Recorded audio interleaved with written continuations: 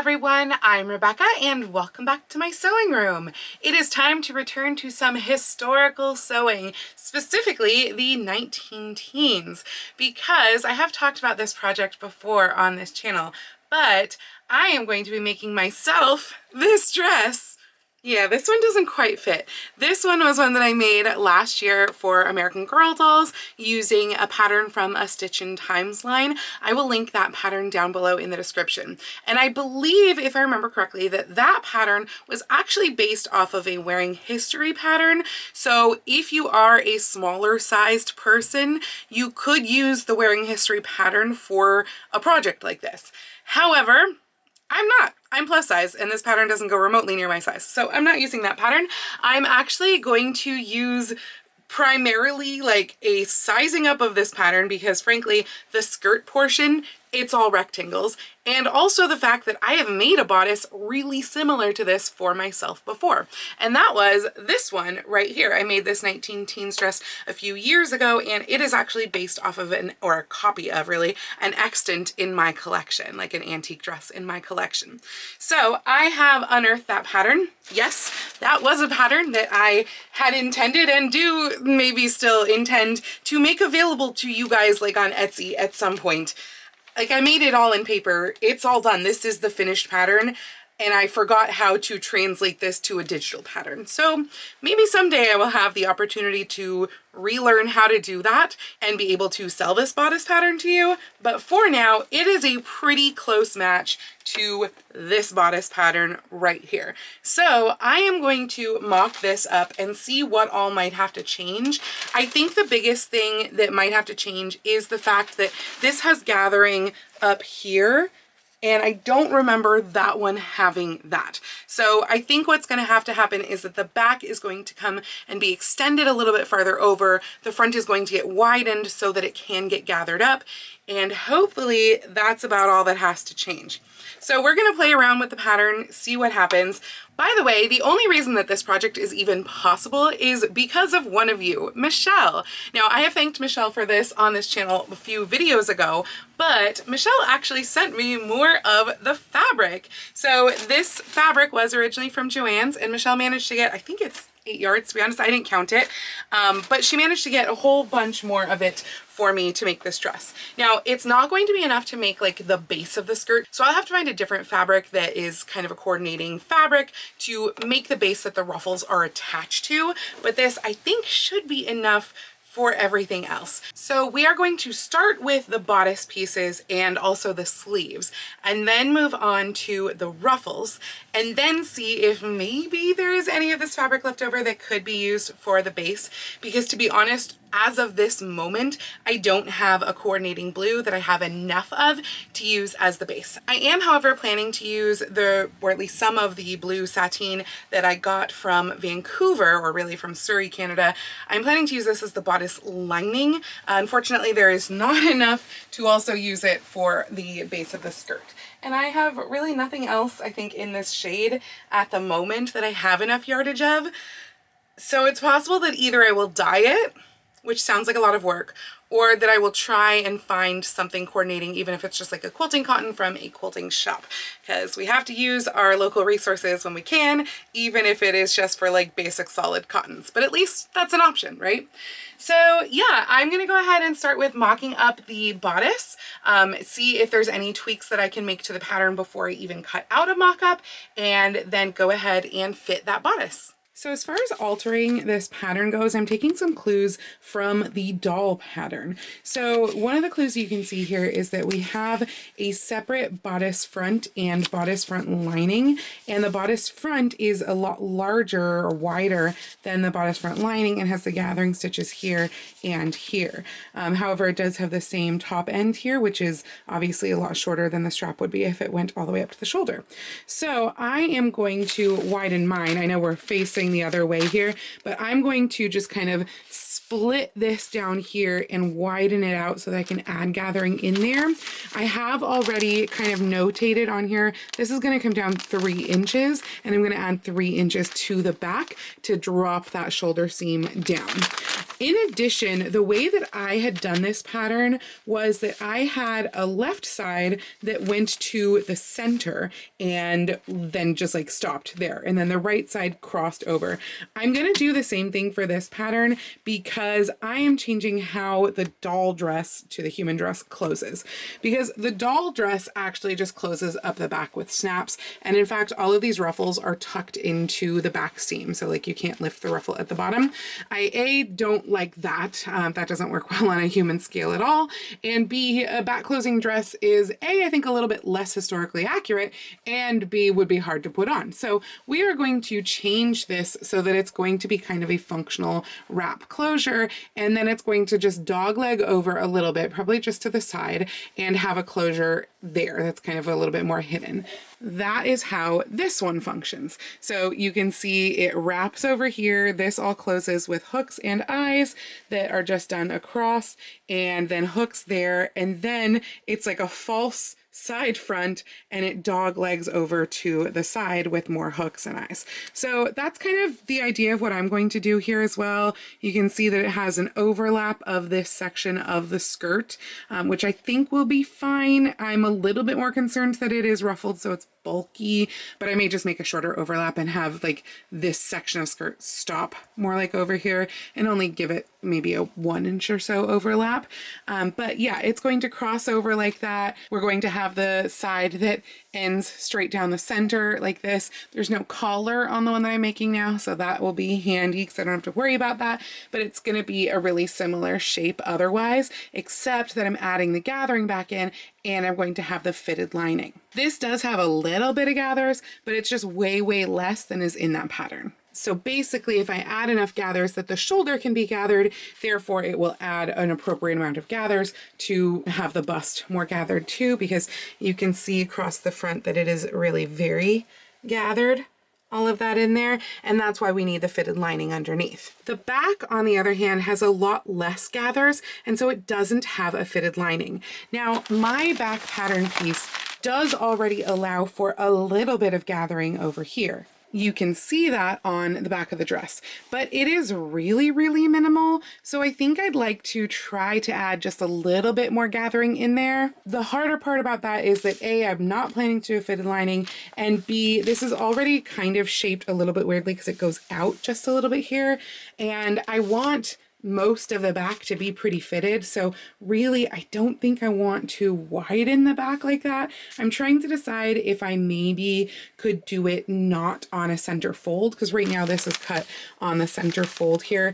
And obviously if I were to put a seam in there, I could swing this out a little bit and get some gathering over here as well, but then we get a seam. However, I mean, obviously this has a seam because it has a closure. So, you know, not the biggest deal. But if I swing all of this out, then all the gathering is going to be coming from here, which is not necessarily where I want it. I would rather have it over here. And by slashing and spreading, which is another option I could do, basically cut this up the center and then open it up. I mean, I could do that, but I feel like that's going to screw up how this is cut on the fold anyway. So I'm going to play around with the back piece a little bit. Front piece a little bit more straightforward. I just have to figure out how much I want to open it up, and it'll be the same opening top to bottom. But yeah, back's a little bit more complicated. You can see I've marked up here, add 3 inches. So I'm going to go ahead and cut out the mock-up pieces now and just figure out how much I want this to swing out or open up in the center so that I can add a little bit more gathering in there. So I've created a mock-up here where I have mocked up both layers of the crossover section because the gathers on this layer are going to transfer basically the exact same to this layer, what would be the top of this layer. And then I also have the layer that is just to the center front, this side, and then the crossover layer over here. Now, both of these two, the idea would be to put darts in them. The original pattern did have a little bit of gathering here, but since this is now going to be the underfitted layer, they're going to get darts. Over here on the back, I did wind up just cutting the center back on the fold, but kind of tipping it out just a little bit. And I wound up actually adding 2 inches down to the waist. So it came up to be completely like nothing added up here. And then it kind of slowly tapered into 2 inches at the bottom, which I honestly think is too much. The way that it's like puffing out like this, I mean, I'm going to try it on, but I feel like this was actually way too much. So we'll see how that looks. But let's go ahead and try this on, and I will fit the darts on myself. I realized that I forgot to tell you one other change that I did, which was to change the neckline. The other neckline was not a straight line, basically. So like if we look at this, I have folded it down, but if we look at this, it kind of went out, scooped in a little bit, and then curved quite a bit out and went all the way to here. So I folded in all of this down here because it was like too much crossover and too kind of ski slopey. And then I smoothed this out with a ruler as well so that I'd get like a nicer line. So I did change the neckline here. Whether or not that was for the better, I don't know. I still have to kind of study that in a mirror and see. I feel like just looking at the doll that the shoulder is not dropped down enough. And there's also something weird going on around the shoulder. Like I think it starts way too high here and then gets to a closer point here. So I may need to angle that a little bit and drop it down further. But what I'm doing right now, I tightened up the gathers on the back. I'm wearing this over a corset cover, but I tightened up the gathers on the back so that the side seams would align with where side seams should go, as in the side. And I think it's really poofy. Like, I'm again gonna have to study this more in the mirror, but it looks really poofy just from the monitor of the camera here. And then I went and I pinned the center line right down here in the center. So now I should be able to go ahead and take the darts out of these pieces right here, and then I can pull up the gathering stitches on this and fit it and see how that looks. I do feel like the gather amount up here is not bad. It's just a weird shoulder angle. So I'm going to look at a lot of this in the mirror and see what all needs to be tweaked, but I think there's going to be a lot of tweaks. All right, I have the darts pinned in and I also pulled up the gathering stitches. The mark, the line that you're seeing around the waist is me realizing that some of this bodice is too long. And I think that that is why the back looks particularly poofy too, is just that there's nothing to hold it down and that as it gets a little bit to the side, it gets too long, kind of in this side back area that I'm pointing to back here. So that needs to get shortened just for this era. Like waistlines are basically at the waist in this era. However, we are still wearing long line corsets, which is what I'm wearing underneath here. And a long line corset does slightly change your natural waist and slightly kind of raises it up the tiniest bit. We're talking like less than an inch. So the waist is like the hairiest hair bit above your natural waist that you would just have like day-to-day modern waist, but it is pretty darn close to your natural waist. So I do want to shorten this to be just above, like we're talking like a ½ inch here above the natural waist. And I think that my line on here is what's going to do all of that. I also have just kind of folded in the seam allowance here so I could get a better idea of the neckline. And I do think that it looks pretty good. If anything, it may be slightly low where it meets, though I also don't have this pinned in the center here. I unpinned the top just so that I could fold that down. So I think it will come together a little bit higher, which is, we're still probably a little bit like it would want to come here, but I really like the angle of this wrap. So I think I'm just going to leave it like this, to be honest. I really like the gathering amount here. I really like the gathering here, to be honest. I forgot to really look at the shoulder because it wasn't bothering me when I looked in the mirror. So I am going to take a look at that angle again and just see how much it differs from hers. But everything else so far is actually looking really good. So I just went and studied the shoulder and I do think that I want to drop it down further. I'm a little bit nervous about the fact that that may mean that I really should be doing another mock-up, and frankly, I don't want to do another mock-up. So I'm going to risk not doing another mock-up.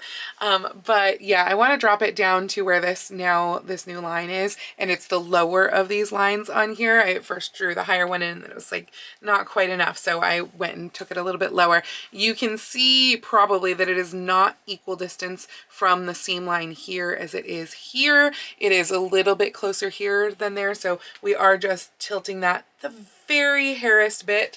But yeah, I think I'm going to recut and hope that I do it correctly with the new like shoulder seam line. But otherwise, I think that once we cut off the excess below here and tweak that shoulder just a bit, I think we've got a bodice that works great. I have all of my pieces cut out with the shoulder drop down that little bit. So let's talk about order of operations. You might notice that right now I have drawn a dart onto the back lining. I hadn't originally intended to do that, but I am going to do that because I think it'll help keep things a little bit more fitted inside. And so what I did to get that dart was I measured the waistline of the other dress that I had already made and basically figured out how much I needed versus how much needed to be darted out. And I just drew it there. And I went about an inch higher than the back dart from the floral dress that I just made. So the first thing is that darts are going to be sewn on this piece and on the other two lining pieces, and gathers are going to be sewn on here. I have already serged all of these pieces, by the way. I am not flatlining anything because of the way these are all getting put together. So gathers are going to be sewn on this piece. Hi, Maisie. Maisie's coming to inspect my work and make sure I'm doing this right. But we're going to get gathers across here and gathers up at the top on both of these pieces here. Also, be sure if you are cutting an asymmetrical bodice like this, definitely be sure that you are actually getting the asymmetry that you want. I had to stop and make sure as I was laying my stuff out that this was in fact the overlap that I wanted, and it is. So yeah, I'm going to be doing my gathers across here. Once gathers are in and once darts are in, I can start to treat them a little bit more like one piece. Or Maisie can just start to play in the fabric. Really, Maisie? Maze, I'm working here. Here, have some fabric. You won't get to have that for very long. So yeah, those are going to be the next steps, and then I will be able to kind of put them together once things are darted and gathered.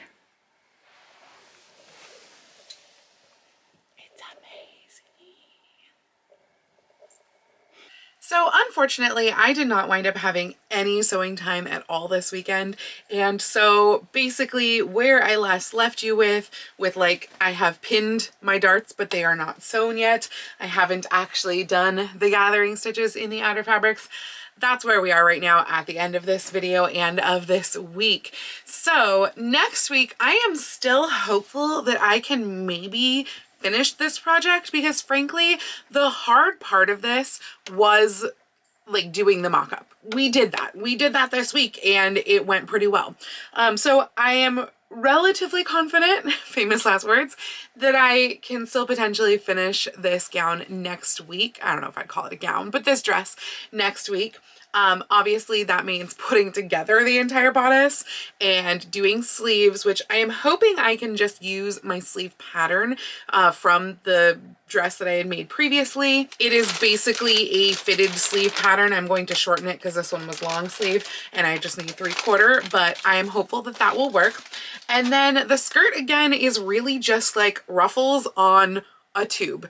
I did actually go out, it's currently in the laundry, but I went out to a local fabric store. Really, it's a sari store, but they have some fabrics as well.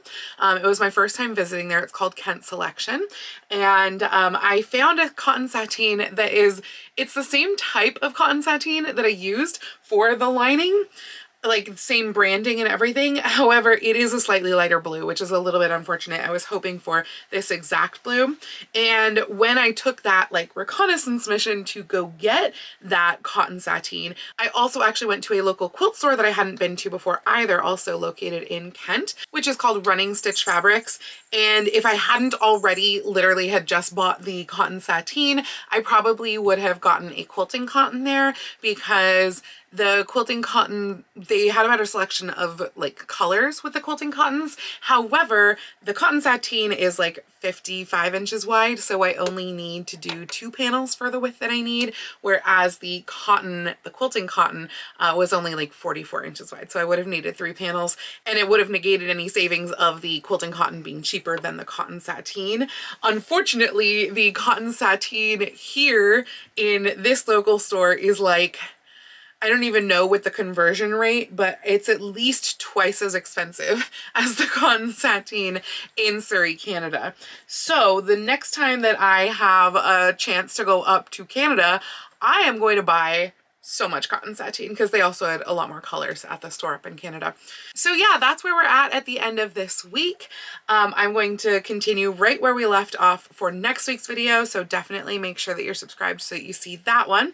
But if you liked this video, please go ahead and click the thumbs up icon. And as I said, if you'd like to see more videos like this from me, please go ahead and click subscribe and the little bell icon to be notified every time I post a new video.